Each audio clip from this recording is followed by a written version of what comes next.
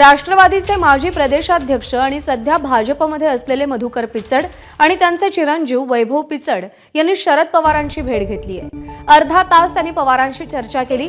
महायुतीमध्ये अकोले विधानसभेची जागा अजित पवार यांच्या राष्ट्रवादीला सुटत असल्यामुळे पिचड कुटुंबीय शरद पवारांच्या राष्ट्रवादीची तुतारी हातात घेण्याच्या तयारीत आहेत अशी माहिती मिळते। तर महाविकास आघाडीच्या जागा वाटपामध्ये मात्र अकोल्याची जागा राष्ट्रवादीला सुटणार आहे।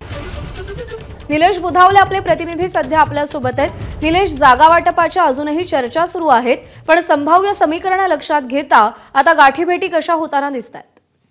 प्रज्ञा, खरं तर 1 महिन्यापूर्वी शरद पवार अकोले विधानसभा मतदारसंघात असताना वैभव पिचड आणि मधुकर पिचड हे शरद पवारांची भेट घेतील आणि कदाचित आगामी काळात राष्ट्रवादी काँग्रेस पक्षात प्रवेश करतील अशा पद्धतीची चर्चा होती। मात्र त्यावेळी त्या दोघांनीही भेट घेणं टाळल्याचं पाहायला मिळालं होतं। आज मात्र सिल्वर ओक निवासस्थानी शरद पवारांची मधुकर पिचड जे राष्ट्रवादी काँग्रेस पक्षाचे माजी प्रदेशाध्यक्ष आहेत आणि त्यांचे चिरंजीव वैभव पिचड या दोघांनीही भेट घेतली। साधारणपणे अर्धा तास त्या ठिकाणी चर्चा झाल्याचं पाहायला मिळत आहे। सध्या वैभव पिचड हे अकोले विधानसभा मतदारसंघासाठी इच्छुक आहेत। या ठिकाणाहून अजित पवारांच्या राष्ट्रवादीचे किरण लहामटे आमदार आहेत, त्यामुळे या ठिकाणच्या विरोधी पक्षाची जी जागा आहे ती आपल्याला मिळावी यासाठी सध्या पिचड कुटुंबीय प्रयत्नशील असल्याचं पाहायला मिळत आहे आणि त्यामुळेच आगामी काळात हातात तुतारी घेण्याचा प्रश्न या कुटुंबात असल्याचं सध्या चर्चा आहे। त्यानुसार आता पिचड कुटुंबीय तुतारी हातात घेत आहेत का हे पाहणं महत्त्वाचं राहील। निलेश, धन्यवाद दिलेल्या माहितीसाठी।